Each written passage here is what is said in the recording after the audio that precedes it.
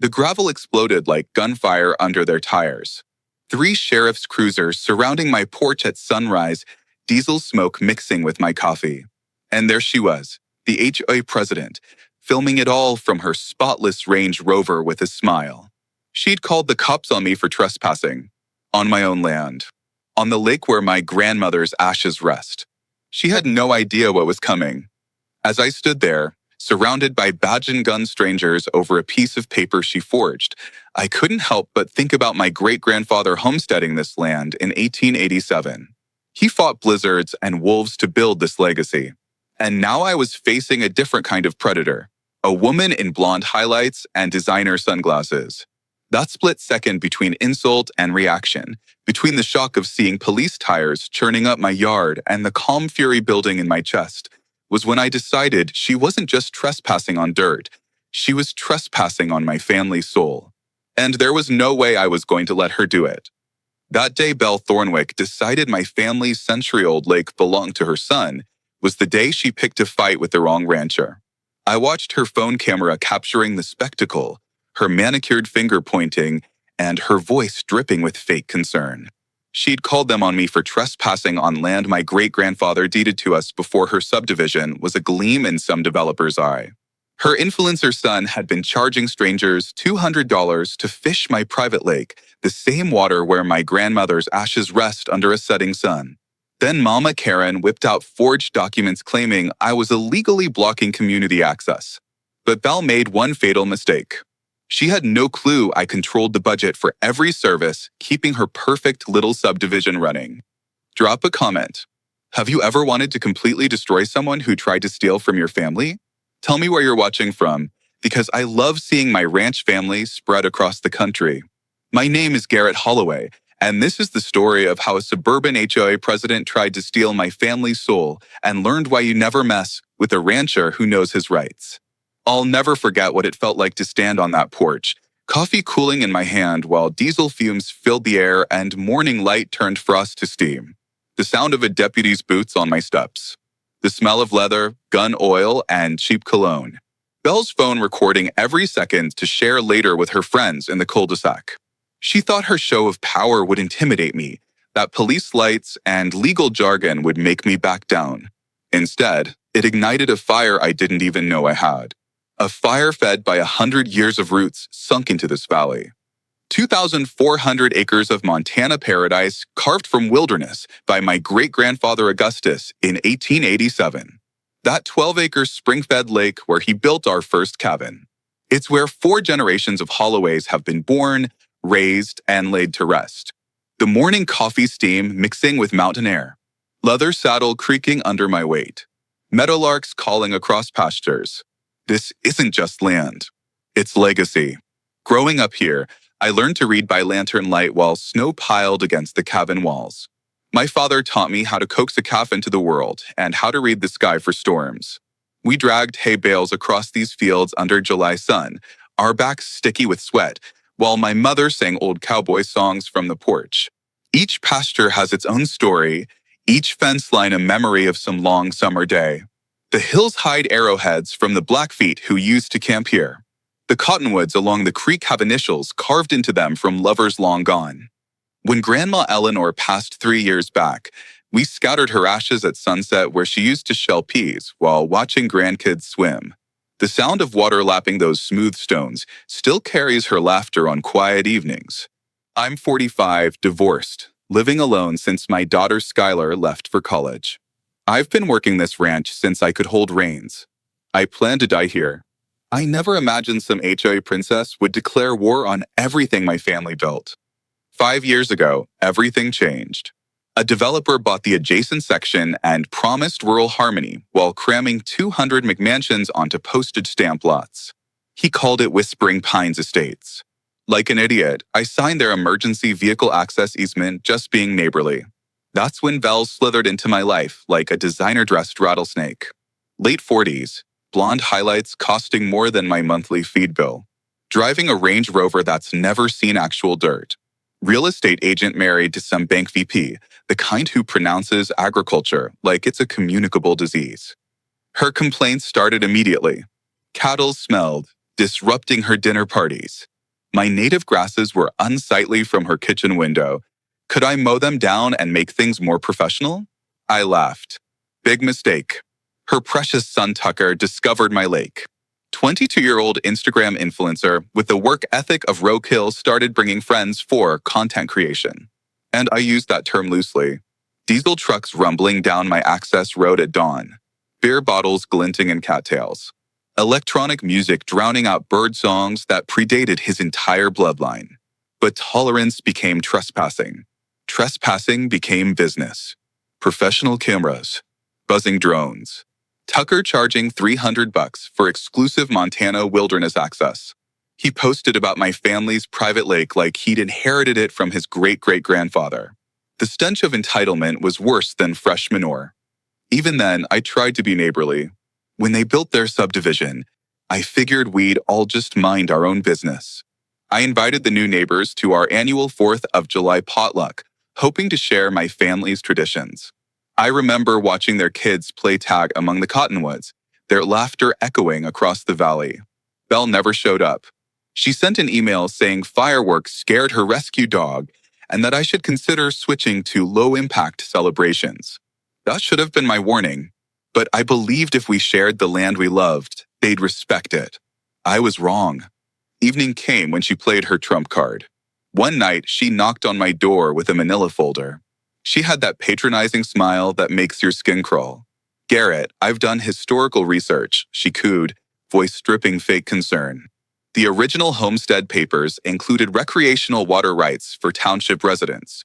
She spread photocopied documents across my kitchen table, pointing at official county clerk stamps with manicured claws. We must respect community traditions.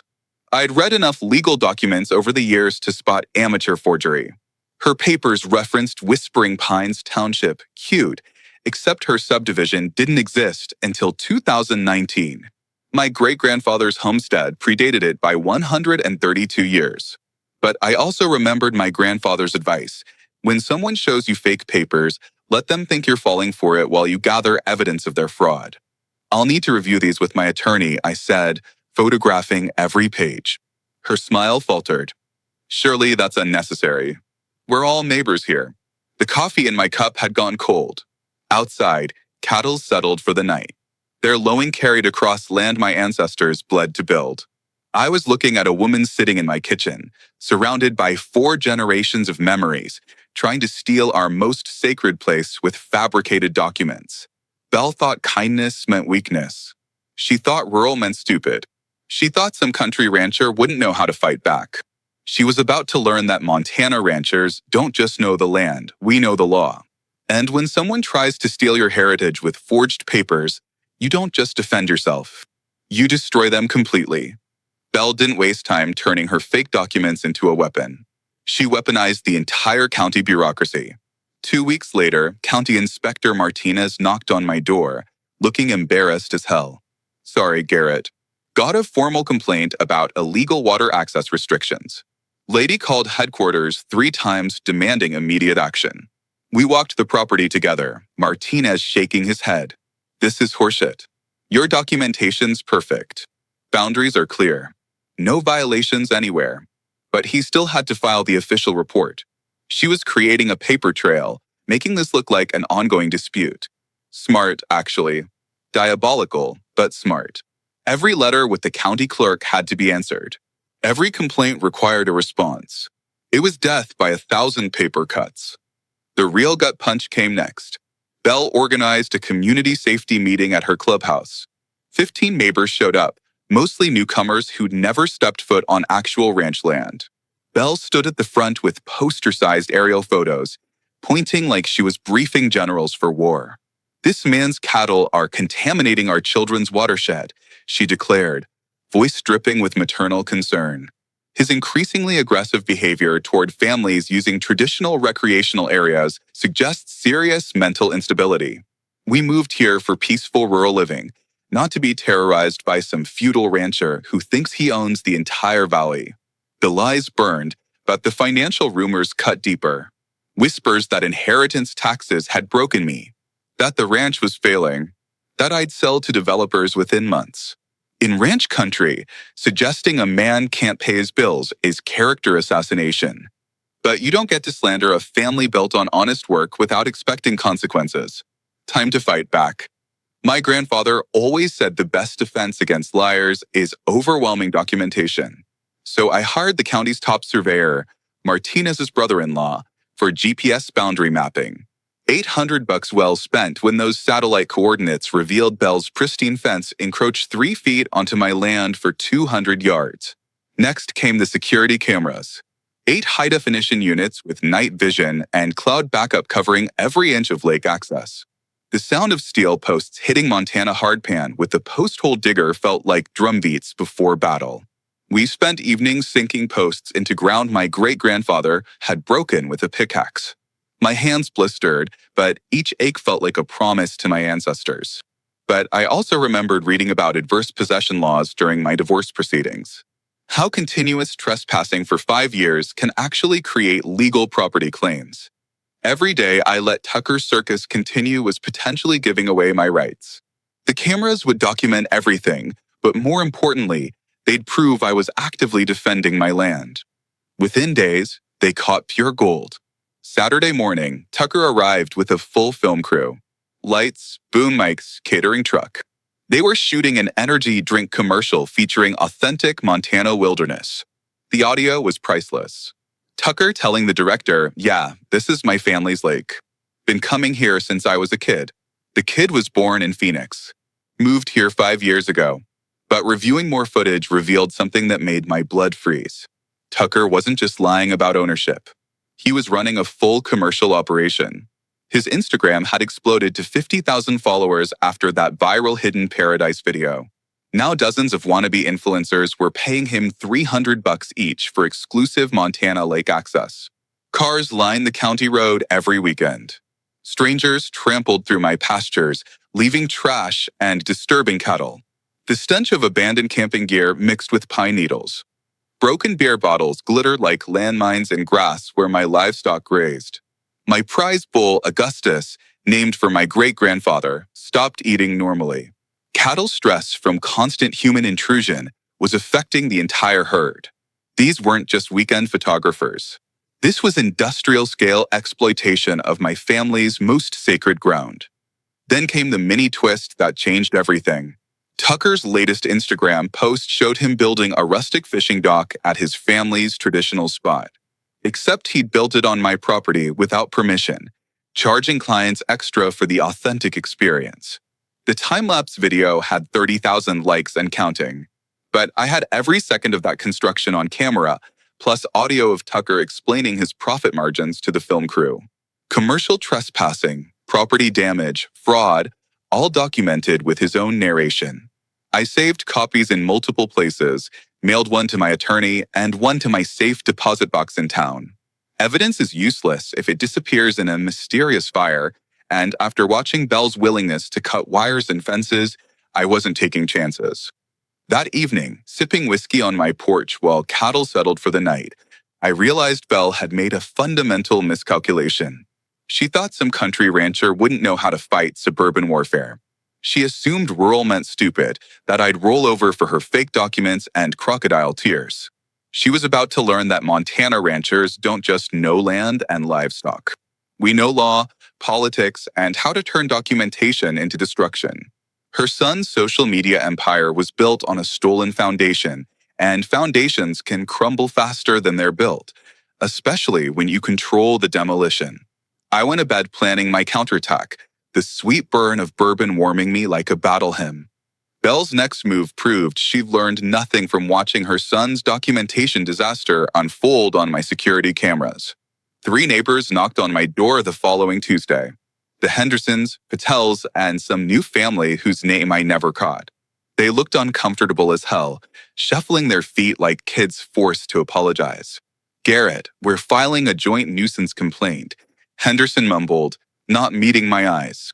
"The HOA says cattle operations violate our subdivision's rural residential harmony standards." I'd known Henderson for 3 years. Decent guy. Helped me round up strays when they wandered onto the county road, but Belle had gotten to him somehow. "What exactly is the nuisance, Bob?" "Well, the smell, and the noise. Early morning cattle sounds disturbing our property values. There it was. Belle had convinced them my ranch, which predated their subdivision by over a century, was somehow damaging their investment. The woman was building a legal attack from multiple angles, creating the appearance of widespread community opposition. It's easier to bully a single rancher when you can claim the whole community is with you. I thank them for being honest and closed the door, heart pounding. I could feel my father's calloused hand on my shoulder, reminding me that when wolves circle, you don't panic. You pick your shot. But her real escalation came 3 days later, and it was pure genius-level manipulation. I was checking fence lines when my phone buzzed. Sheriff's dispatch, domestic disturbance call, possible threats of violence. My stomach dropped. The address was mine. Deputy Collins arrived within minutes, body camera rolling, looking tense.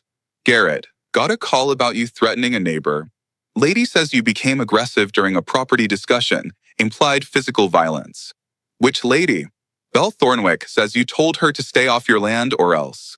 Made threatening gestures. I almost laughed.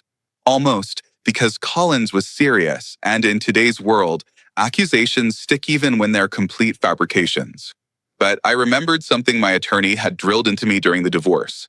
Always stay calm with law enforcement. Never get defensive. And if you have evidence, present it professionally. Deputy, I've got security cameras covering every inch of my property. When exactly did this alleged threat occur? Collins checked his notes. Yesterday, approximately 4 p.m. near your eastern fence line. I pulled out my phone, opened the cloud storage app. Let's take a look. The footage was beautiful. Belle approaching my fence. Me explaining property boundaries while standing 15 feet away, speaking in normal conversational tones. Her screaming at me about rural terrorism and threatening the community. Me walking away without raising my voice or making any gestures remotely resembling threats. Collins watched the whole thing, shaking his head. Ma'am clearly has issues with the truth. He made notes in his report. But Garrett, you need to know she's filing for a restraining order.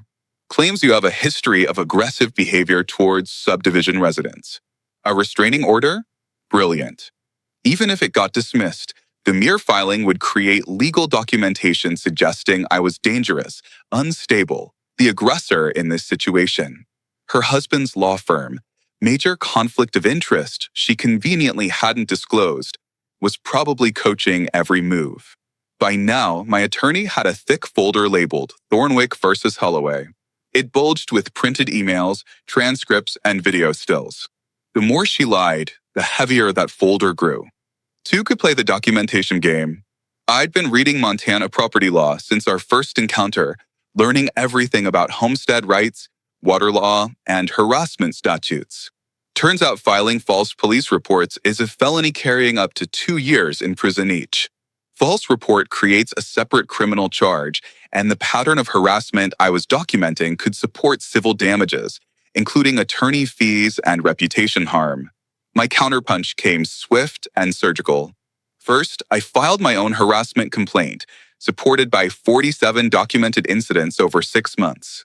Every trespassing event, every false claim, every attempt to damage my business relationships, all timestamped with photographic evidence. Then I hired McKenzie and Associates, the best water rights attorneys in the state. Cost me $5,000 up front, but they confirmed what I'd suspected. Because my land was the original anchor parcel under our county's rural service district, I wasn't just a landowner. I was literally in charge of the budget for their police, their fire department, and their road maintenance. Every cop she sent to my door, I was paying the bill. She wasn't just fighting me. She was fighting the boss of the entire system she was using. I imagined her face when she realized the rancher she condescended to at HOA meetings could shut off her garbage pickup with one signature. Belle didn't know it yet, but her battle had shifted onto a field I controlled. The insurance gambit was her next masterpiece of manipulation. My liability carrier called Thursday morning. Mr. Holloway, we've received a claim regarding your property creating an attractive nuisance. The HOA is demanding you pay for additional security patrols around their subdivision. Plus, they want a community access easement to your lake. They're threatening a lawsuit unless you comply. Attractive nuisance, legal term meaning your property draws people into dangerous situations, like a swimming pool might attract children who could drown. Except my lake was surrounded by no trespassing signs and security cameras. Hardly an invitation to the public. The insurance company initially sided with Belle. Lawsuit avoidance was their priority, not my rights. They threatened rate increases unless I resolved the community concerns amicably. But here's what they didn't know. Those security cameras had captured something extraordinary. Tucker's latest Instagram post bragged about earning $47,000 in 3 months from exclusive lake access fees. He'd inadvertently documented the commercial exploitation of my property, providing perfect evidence that any attractive nuisance was artificially created by his own illegal business operations. Sometimes the best defense is letting your enemies hang themselves with their own rope. I emailed the insurance adjuster a compilation of Tucker's videos with timestamps, followed up with a certified letter citing Montana code. The adjuster called back the next day sounding sheepish. "We'll be reevaluating that claim, Mr. Holloway. Thank you for bringing this to our attention." Belle's desperation started showing when she called Channel 7 News with her sob story about a wealthy rancher bullying working families. I was fixing fence posts when my daughter Skylar called from college, voice tight with worry. "Dad, you're on the evening news. Some woman is saying you're threatening families and blocking public lake access. They're showing aerial footage of our property." The story aired that night. Ranch owner denies lake access to community children. Belle had staged the perfect photo op, crying kids in swimsuits standing at my fence line holding signs reading, "Let us swim," and "Stop rural bullying." The reporter bought every word, painting me as some corporate agriculture villain denying innocent families their traditional recreational rights. But what really showed Belle's growing panic was the GoFundMe page, Save Public Lake Access, Legal Defense Against Corporate Intimidation. She'd raised $12,000 in 2 days, claiming she needed money to fight my army of lawyers and protect community rights. The comment section was brutal. People from across the country called me a greedy bastard, threatened to boycott Montana beef, demanded the governor seize my property for public use. Death threats started arriving by email and Facebook Messenger. 3 local businesses canceled their contracts with me that week: the feed store, the veterinary clinic, even the mechanic who'd serviced my equipment for 15 years. Economic warfare designed to pressure me into surrendering. I sat at my kitchen table reading messages like, "Hope you burn in hell," "Rancher scum," and felt a mixture of anger and sadness. These strangers knew nothing about the land, about the years of early mornings and late nights it took to keep cows fed and fences mended. They didn't see the calluses or the scars. They only saw the caricature Belle painted on TV. Belle's most vicious escalation was pure sabotage. Saturday morning, my water pump system failed catastrophically. 80-year-old equipment finally giving up, or so it seemed, until I found the severed electrical lines and smashed control panel hidden behind the pump house. $8,000 in repairs, and my cattle lost water access during the hottest week of summer. The pump house had been built by my father when he was 17, roofed with tin salvaged from a World War II barracks. Its green paint had faded, but the motor inside hummed faithfully every year. Now wires dangled like intestines, copper stolen or cut by someone who had crawled under barbed wire in the dark. The security cameras caught shadows moving near the pump house at 2 a.m. Friday night, but the figures wore hoodies and kept their faces hidden. Smart, but not smart enough to avoid leaving tire tracks in the mud, distinctive tread pattern matching Tucker's lifted pickup truck.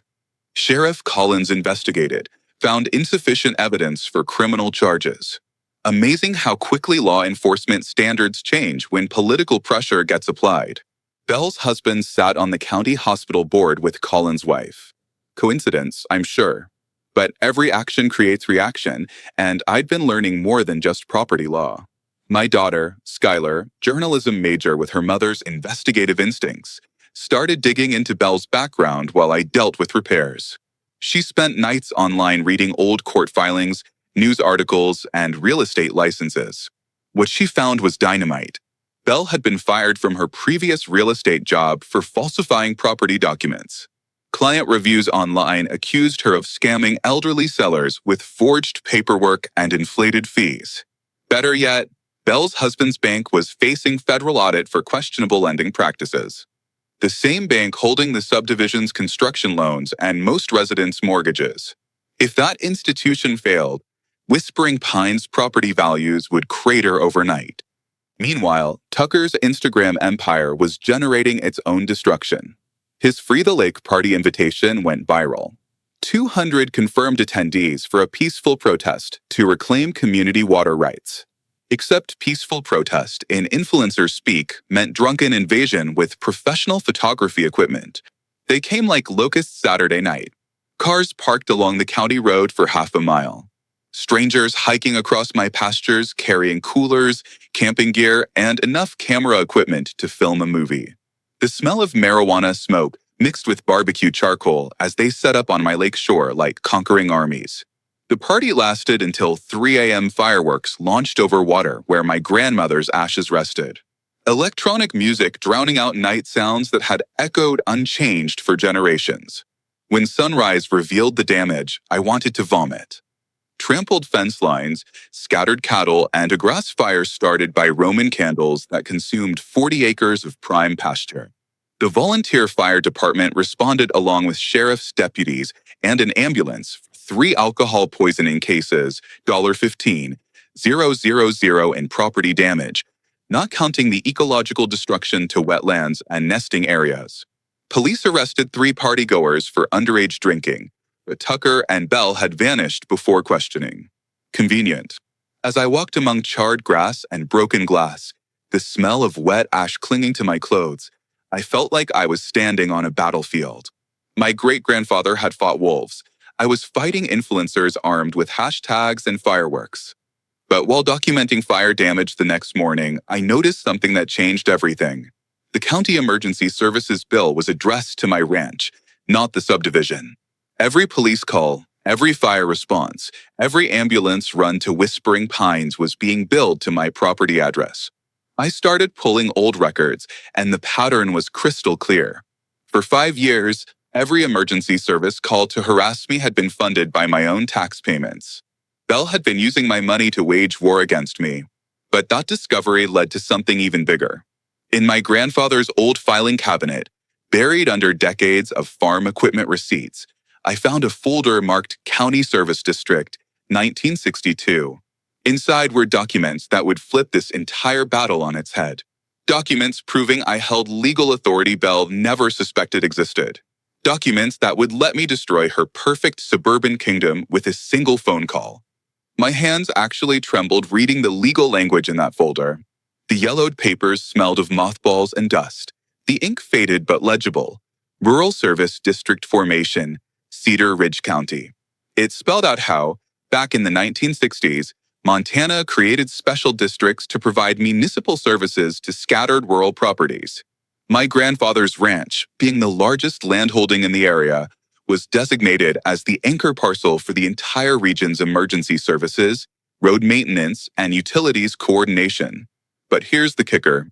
The original agreement automatically made the ranch owner the legal service district administrator with broad oversight powers, powers that transferred with property ownership whether anyone remembered them or not.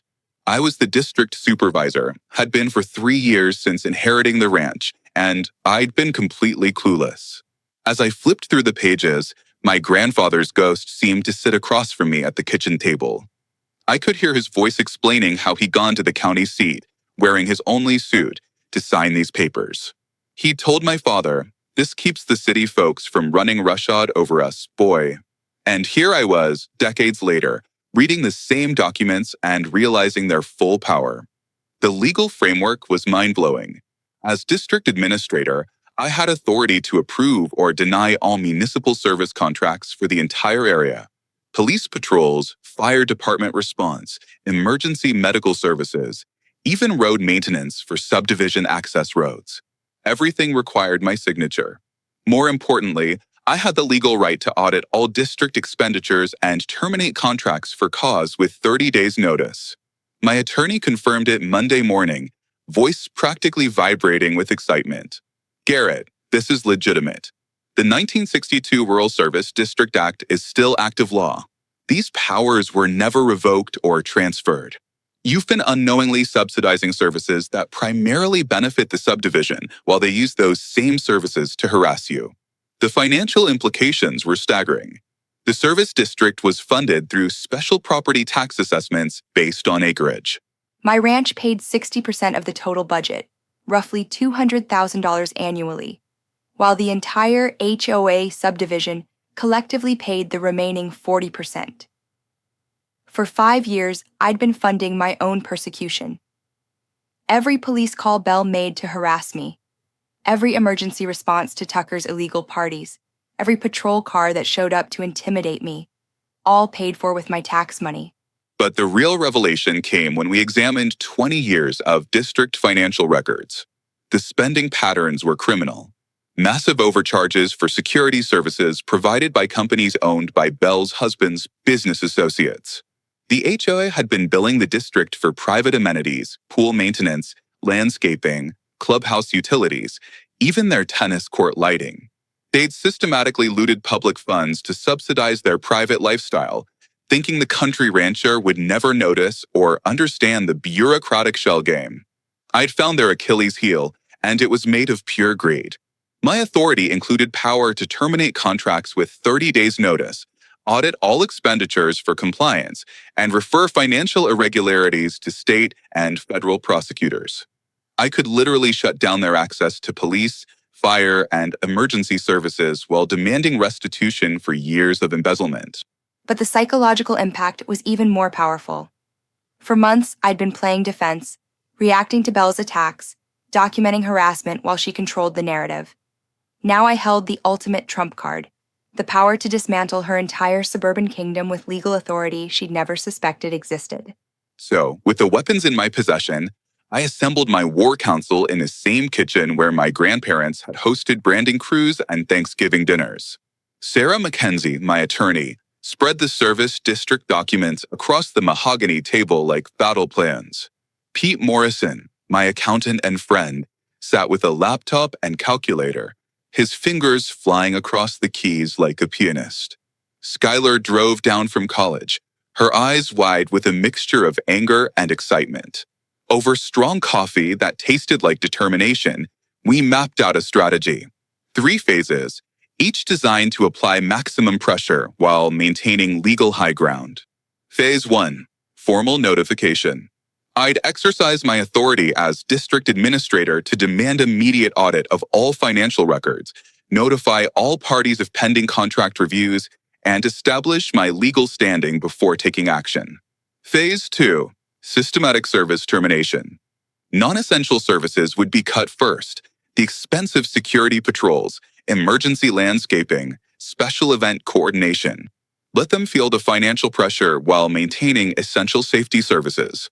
Phase 3, public confrontation at the scheduled HOA meeting with full media documentation of the corruption evidence. Maximum embarrassment.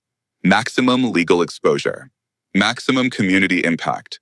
We debated timelines, who to copy on letters, whether to involve the state attorney general or jump straight to the FBI. Pete clicked his calculator and read numbers like he was reciting enemy troop counts. Sarah drafted letters with the precision of a surgeon. Skylar started compiling social media timelines and mapping Belle's network. Watching my daughter dig through spreadsheets and posts with the same intensity I'd seen when she chased calves as a kid, I felt an odd sense of pride. She'd always looked up to me. Now I was looking up to her. We also realized we needed allies. Montana politics runs on relationships, and Belle's husband's bank connections meant we needed support from people with real influence. My neighbor Chuck mentioned that County Commissioner Janet Torres was looking for re-election issues that would resonate with rural voters. She's been getting pressure from developers wanting to change agricultural zoning, Chuck explained. She'd love to have a high-profile case proving she stands with longtime families against suburban manipulation. Environmental groups like the Montana Wilderness Society had been monitoring social media damage to pristine ecosystems, documenting how Instagram tourism was destroying fragile habitats. My lake's commercialization fit their narrative perfectly. Even some subdivision residents were growing tired of Belle's drama. 3 families approached Chuck privately, complaining about emergency assessments and questioning HOA financial management. They'd support transparency and accountability, especially if it reduced their fees. We decided to meet with them one by one, explaining what we'd uncovered. Nothing builds trust like showing someone the numbers. When folks saw how their HOA dues had been siphoned into Belle's brother-in-law's security company, their outrage matched my own. Sarah cautioned me that once we went public, this case would be studied in law schools. Garrett, you're about to become very famous. Make sure you're ready for that level of scrutiny. I thought of my ancestors, who had fought for this land with calloused hands and quiet pride, and knew fame meant nothing compared to justice. This wasn't just about me anymore. It was about every rancher, farmer, and longtime resident who'd watched newcomers arrive and immediately demand changes to accommodate their preferences. It was about setting precedent for rural property rights across the state. I promised my grandmother's ghost I'd see it through. My opening gambit was a certified letter to the HOA board announcing my authority as district administrator and demanding immediate financial audit of all municipal contracts. The letter was surgical in its precision. Effective immediately, all service district expenditures require administrator approval. Any unauthorized use of public funds for private subdivision amenities constitutes embezzlement under Montana Criminal Code Section 456316. You have 30 days to provide complete financial records or face service termination proceedings. I copied the county commissioners, state attorney general, local media, and the FBI's white-collar crime division. Overkill maybe, but I wanted everyone watching when the dominoes started falling. I imagined Belle opening that letter, her manicured hand trembling, eyes scanning words she couldn't manipulate away. For months, she'd used letters and bureaucratic complaints to harass me. Now the same weapon was turned back on her. Belle's panic response was immediate and spectacular. Within hours, she called an emergency HOA meeting for that evening. The email to residents was pure hysteria. Urgent. Rancher threatens community safety. Emergency action required. She claimed I was making terrorist threats against their basic services, endangering children and elderly residents through rural extremism. But her real desperation showed when she contacted the governor's office. According to my source in county administration, Martinez's wife worked there. Belle had actually tried to file a domestic terrorism report, claiming I was using infrastructure control to threaten community survival. The governor's staff apparently laughed her out of the building. Meanwhile, she hired Pinnacle Crisis Management, a Seattle PR firm specializing in reputation damage control. Cost the HOA $37,000 for a 2-week engagement. Paid from community funds without board approval, just adding to her growing list of crimes. Their strategy was to flood media with stories about a rogue rancher abusing loopholes to harm families. They didn't realize the more they shouted, the more people looked into the story. The smear campaign launched immediately. Fake social media accounts popped up across platforms, posting negative reviews of my ranch, claiming I mistreated animals, polluted waterways, and threatened neighbors. Anonymous tips flooded state agencies, IRS, EPA, animal control, building inspectors, all alleging various violations that would require expensive investigations to disprove. Tucker escalated his own game, posting a tearful video claiming I'd threatened him with violence. This crazy rancher said he'd make me disappear if I didn't stop using the community lake. He sobbed, designer tears rolling down his face. I'm scared for my safety, scared for my family. Complete fabrication. But the video went viral. Death threats started arriving by the dozen. People called me a psychopath, demanded authorities arrest me before I snapped completely. The algorithm loves controversy, and Tucker was feeding it exactly what it craved. Our phone line rang nonstop for days. My cousin in Idaho texted, "Hey, are you okay?" Saw some wild stuff online. I spent evenings answering calls from friends, clearing my name one conversation at a time. But while they manufactured drama online, I was building my case systematically. Sarah filed preliminary injunctions against further harassment, supported by all 47 documented false reports. Each fabricated complaint created separate criminal charges under Montana law. Filing false police reports carries up to 2 years prison time, and the pattern we documented suggested organized conspiracy. Pete's forensic audit revealed criminal activity spanning years. The security company billing $400,000 annually was owned by Belle's brother-in-law, providing services that existed mostly on paper. Actual patrol hours logged were less than 20% of build time. They'd been stealing $300,000 yearly from public funds. The subdivision's landscaping, pool maintenance, and clubhouse utilities had all been fraudulently charged to the service district. Even their tennis court lighting upgrade was billed as emergency road illumination.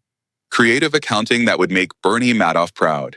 As Pete read off numbers, my jaw tightened. $6,000 for road gravel that was actually decorative stones around the subdivision's clubhouse pool. $3,200 for communication equipment that turned out to be a surround sound system for their clubhouse movie nights. Each line item was a tiny theft. Together, they formed a criminal empire. Belle's sabotage escalated again when someone cut my fence lines in 3 locations, allowing cattle to wander onto county roads during rush hour traffic. The sabotage was carefully planned cuts made where security cameras couldn't see, timed to create maximum chaos and danger. My phone started buzzing at 6 a.m. with frantic calls. 40 head of cattle scattered across Highway 93, causing traffic delays and near accidents. Sheriff's deputies, highway patrol, and emergency services scrambling to contain the situation. $12,000 in emergency roundup costs, plus liability exposure for any accidents. An anonymous call to dispatch claimed I deliberately released dangerous animals in retaliation for community opposition to my terrorist demands. Perfect narrative to support Belle's claims about my mental instability. But my security upgrade included motion sensors along fence lines and infrared cameras at blind spots. We caught everything. Tucker's lifted pickup truck. 3 figures in hoodies. The deliberate sabotage of fence posts designed to fail under pressure. Better yet, audio recordings captured their conversation. Make it look like the crazy rancher lost his shit, one voice said. Belle wants this to look like he's dangerous. Sheriff Collins finally had undeniable evidence of criminal conspiracy. Tucker's friends were arrested within hours, charged with criminal mischief, reckless endangerment, and conspiracy to commit property damage.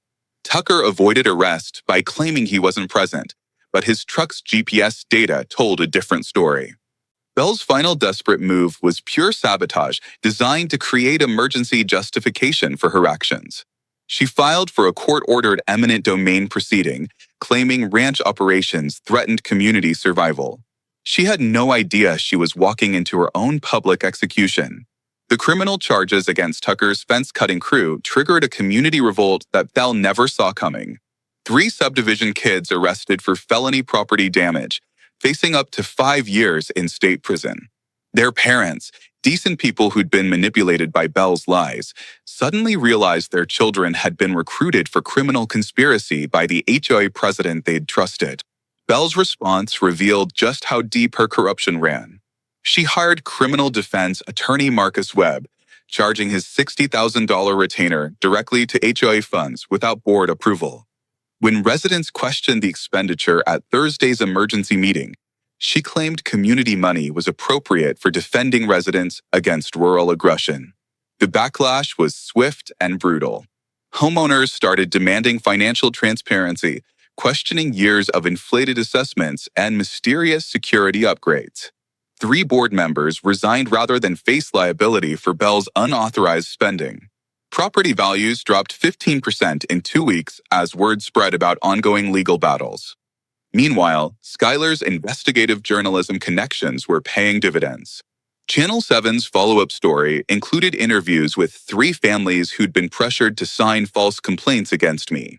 Elderly residents revealed Belle had threatened foreclosure proceedings through her husband's bank if they didn't support her community safety initiatives. The reporter had also discovered Tucker's tax evasion. IRS documentation showed he'd earned over $200,000 from illegal lake access fees, while reporting income of $37,000 on his tax returns.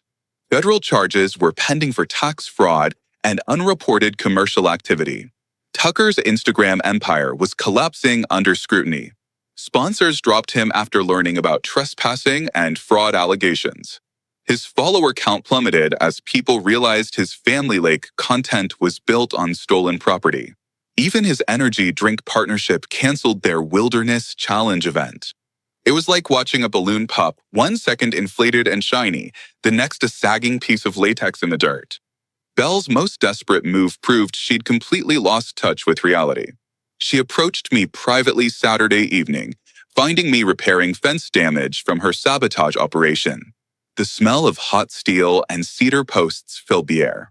She walked across my pasture in designer heels, stumbling on uneven ground like a fish out of water. "Garrett, we need to talk," she said, voice shaking. "This has gotten out of hand." I kept working, letting my body camera record everything. "What's to discuss, Belle?" "I can make this all go away. $50,000 cash if you drop the legal action and let Tucker keep using the lake occasionally just for personal stuff. No more commercial activity. Bribery on camera with audio." She had just handed me a federal felony conviction. "You're offering to pay me with money you stole from my tax payments?" Her composure cracked completely. "Look, maybe Tucker got carried away with the business thing, but boys will be boys. And yes, there might have been some accounting irregularities with the service district, but nothing malicious, just misunderstandings." Misunderstandings? $2 million in theft was a misunderstanding. "I'll resign from the HOA board," she continued, desperation making her voice shrill. "We'll sell the house, move away, never bother you again. Just please don't destroy our lives over some stupid lake. Some stupid lake where 4 generations of my family were buried, where my grandmother's ashes rested, where my great-grandfather had built our first home with his own hands." She still didn't understand what she'd tried to steal. But her attempt at negotiation revealed something crucial. She knew the federal investigation was closing in. Her husband's bank was facing criminal charges for loan fraud and money laundering. The house they bought with stolen money would be seized through civil forfeiture proceedings. Their perfect suburban life was crashing down around them. The service termination notices I'd issued were creating exactly the pressure I'd hoped for. Police patrols for the subdivision now cost market rate $180,000 annually instead of the $30,000 they'd been paying. Emergency services required prepayment or private insurance. Road maintenance became HOA responsibility at $85,000 yearly. The emergency assessment notices hit mailboxes Monday morning, $3,200 per household to cover actual service costs. Most residents couldn't afford the sudden increase, creating a financial crisis that threatened the entire community's survival. Tuesday's emergency HOA meeting was standing room only. Angry homeowners demanded answers about years of financial mismanagement. Several residents announced intentions to sue Belle personally for recovery of stolen funds. Others explored legal options to dissolve the HOA entirely rather than face bankruptcy from her corruption. Watching the video later, you could see the panic in Belle's eyes as the mob she once controlled turned on her.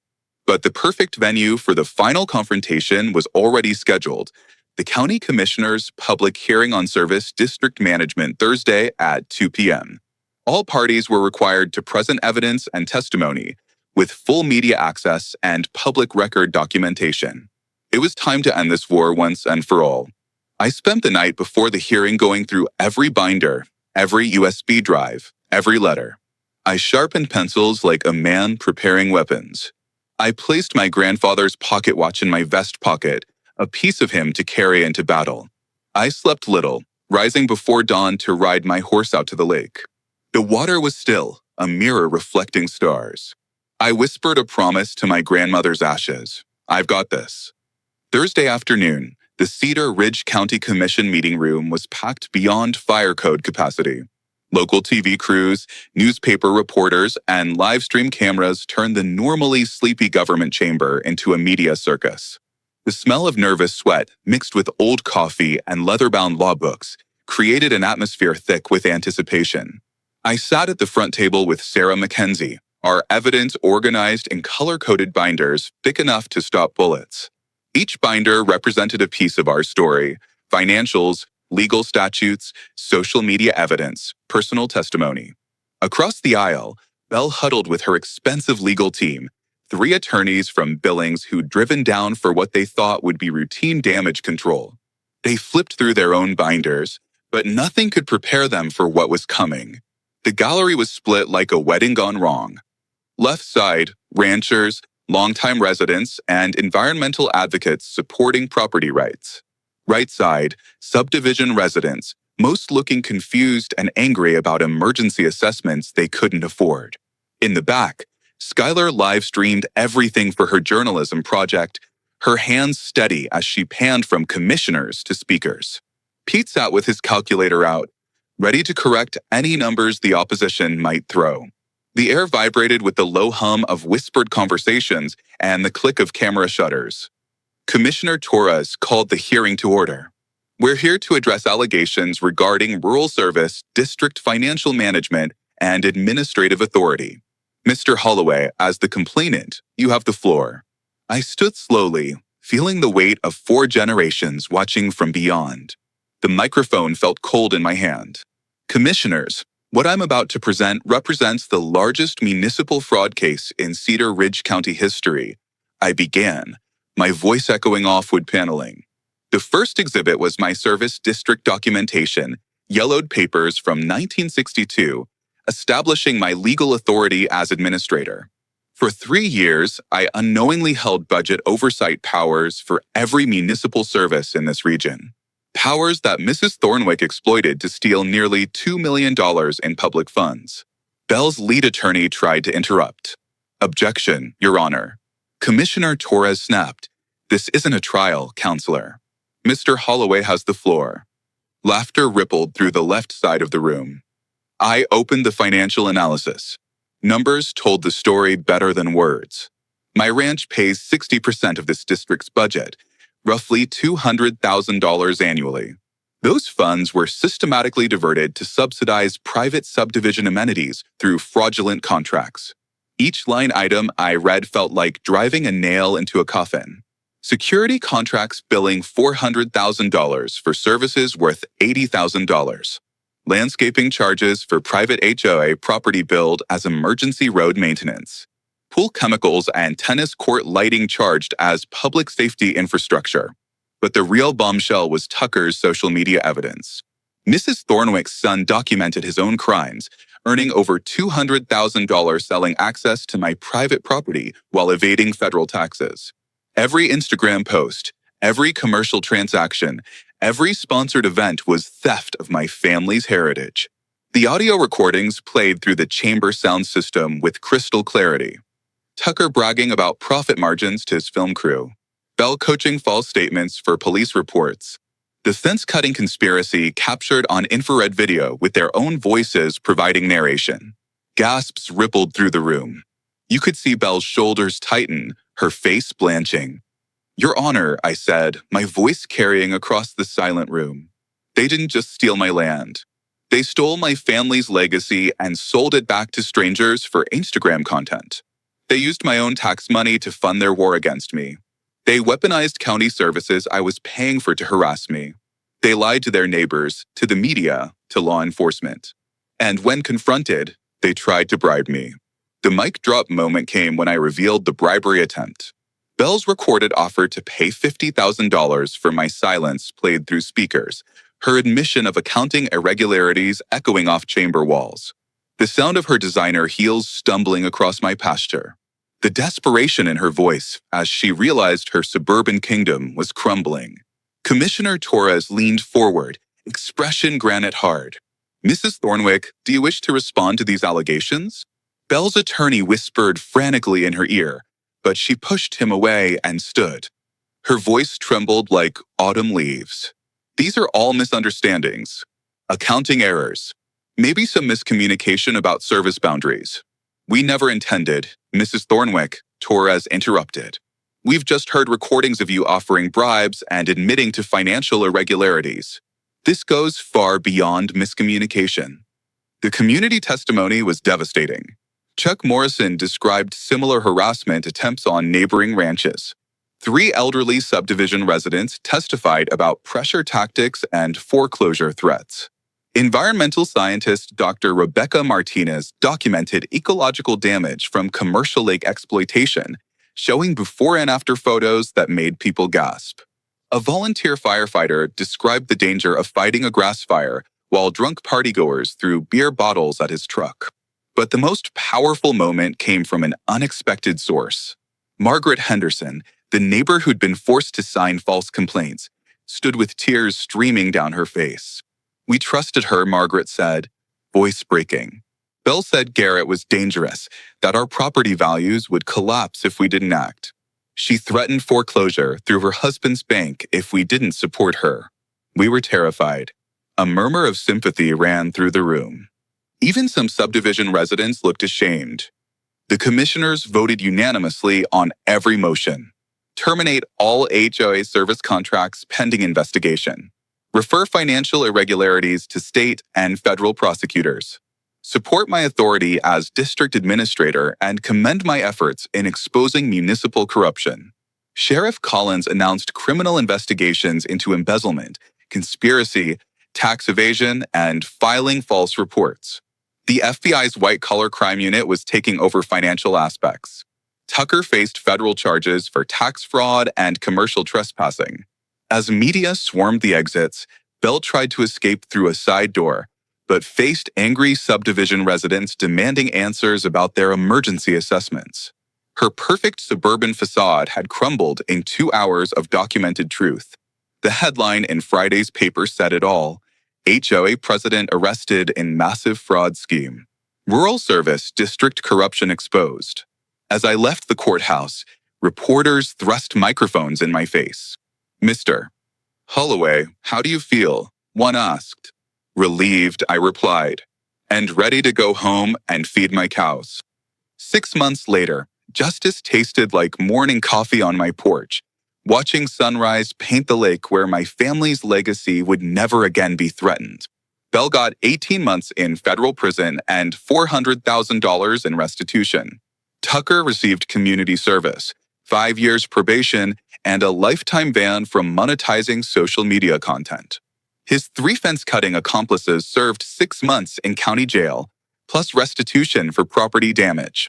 The civil lawsuit settlement was even sweeter: $500,000 in damages, plus seizure of Tucker's truck and camera equipment used in trespassing operations. Belle's house sale proceeds went into escrow and her husband's bank collapsed under federal investigation, taking their remaining assets with it. They moved out of state under assumed names. But money wasn't the real victory. The real victory was justice. The morning after sentencing, I walked down to the lake with a thermos of coffee and a folding chair. Mist rose from the water like breath. For the first time in months, my shoulders loosened. The sound of cranes returning in spring filled the air. I toasted my ancestors with my thermos. We did it. The new HOA leadership publicly apologized at a packed community meeting, establishing the Holloway Accord, formal recognition of historic ranch operations and permanent protection against future interference. They replaced Belle's cronies with decent people who understood that rural communities work through cooperation, not colonization. Tucker's lake access was permanently banned by court order, with violations carrying automatic felony charges. Commercial activity on my property became a federal crime punishable by up to 10 years imprisonment. The ecosystem started recovering immediately. Waterfowl returned. Invasive weeds planted by Instagram tourists began dying off. And the natural balance my great-grandfather had protected was restored. Neighbors who had once glared at me now waved when passing. Kids learned to fish in their HOA-approved retention pond instead of sneaking onto my land. I established the Rural Heritage Protection Fund with recovered money, providing legal assistance to landowners facing similar HOA abuse. Within 6 months, we'd helped 47 families across Montana defend their property rights against suburban colonizers. The fund grew to over $2 million as donations poured in from ranchers, farmers, and rural residents nationwide who'd survived their own battles with entitled developers. The scholarship program for agricultural students became my personal pride. 12 kids from ranch families received full college funding in the first year, with priority given to those studying land management, environmental science, and agricultural law. Skylar changed her major to investigative journalism, inspired by our fight and determined to expose rural injustice wherever she found it. She started an online series spotlighting small-town battles with HOAs, giving voice to people who felt voiceless. Her first episode reached 500,000 views. But the broader impact exceeded everything I'd hoped for. Montana's legislature passed the Rural Property Rights Protection Act, strengthening oversight of service districts and requiring transparency in municipal contracting. HA financial abuse became a felony with mandatory minimum sentences. The law was nicknamed the Belle Bill in honor of our case. National property rights organizations used our documentation as educational material, teaching rural landowners to research their legal authorities and defend against harassment. The story appeared in legal textbooks, agricultural journals, and documentary films about land rights in America. I was invited to speak at a law school symposium in Missoula about rural service districts. I wore my best jeans and boots and told a room full of suits that sometimes the law sits in a dusty filing cabinet until someone with calluses opens it.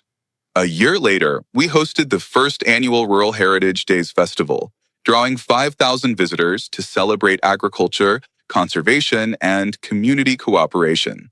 The event showcased sustainable ranching, environmental protection, and the economic benefits of working with longtime residents instead of against them. Kids milked goats, planted seeds, and learned how irrigation ditches work. Tucker's former Instagram followers now learned about responsible land stewardship, wildlife conservation, and the real work required to maintain Montana's beauty. The lake became an educational site where university students studied ecosystem restoration and sustainable recreation management. Local businesses that had boycotted me during Belle's campaign returned with apologies and renewed contracts. The feed store manager admitted he'd been pressured by threats to his bank loan, held by Belle's husband's institution. Economic terrorism, but we'd survived and thrived. We even hosted a film crew from a national documentary series on rural justice. They spent a week following us around, capturing the sunrise over frost-covered hay fields, the laughter of kids at the festival, and the quiet way cattle move as a group when you whistle. I told them the story of Belle and Tucker, but I also told them about the joy of watching a calf take its first shaky steps. Standing by the lake last weekend, watching my daughter teach environmental science students about watershed protection, I thought about my great-grandfather Augustus. He'd homesteaded this land with nothing but determination and legal documents establishing his rights. A century later, those same documents protected his legacy against suburban colonizers who thought money and political connections trumped law and justice. The water lapped against stones where Grandma Eleanor's ashes rested, carrying memories and wisdom forward to new generations. Meadowlarks called across pastures where cattle grazed peacefully, no longer stressed by Instagram tourists and commercial exploitation. Skylar pointed to the far shore and explained how riparian zones filter runoff, her voice confident and clear. I closed my eyes and saw my grandmother shelling peas, my father mending fences, my younger self learning to ride bareback. The land held us all. Sometimes bullies pick fights they can't win. My grandfather always said the land teaches patience, but it also teaches justice. When someone tries to steal your heritage, you don't just fight back. You make sure they can never do it to anyone else. Drop a comment about your own HOA nightmare. You might be sitting on more power than you think. And smash that subscribe button because next week I'm sharing how a retired teacher took down an entire corrupt school board with nothing but a calculator and public records requests. The land endures. Justice prevails. And Montana ranchers don't back down from bullies who mistake kindness for weakness. Another day, another HOA drama wrapped up. If this story made you shake your head or fist pump in victory, smash that like button, share your own HOA experience below, and subscribe so you'll never miss another battle in the BBS.